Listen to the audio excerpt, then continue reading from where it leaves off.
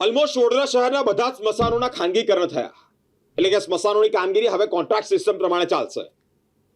એક એવો video social media પર વાયરલ થઈ રહ્યો છે કે જે મૃતકોના અસ્થિ હોય તે અસ્થિ પાલિકાના કોઈ અધિકારીઓ કે પાલિકાની ટીમ દ્વારા વિશ્વામિત્રી નદીમાં જેમ કચરો ઠલવતા હોય એમ ઠલવવામાં આવી રહ્યા છે.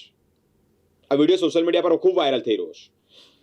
ખાનગીકરણ થયા બાદ, સ્મશાનોના ખાનગીકરણ થયા બાદ ભ્રષ્ટાચાર તો થયા જ છે, ગંદકીનું પ્રમાણ તો એઝ ઇટ ઇઝ છે, પરંતુ સાથે સાથે મૃતકોના જે અસ્થિ છે તેમની સાથે પણ ચેડા કરવામાં આવ્યા છે. વિશ્વામિત્રી નદીમાં જેમ કચરો ઠલવતા હોય, કચરો ફેંકતા હોય તે જ પ્રમાણે આ અસ્થિઓ ફેંકવામાં આવી રહ્યા છે. કેટલી કક્ષાએ આ કામગીરી, આ કોન્ટ્રાક્ટ સિસ્ટમ એ યોગ્ય છે?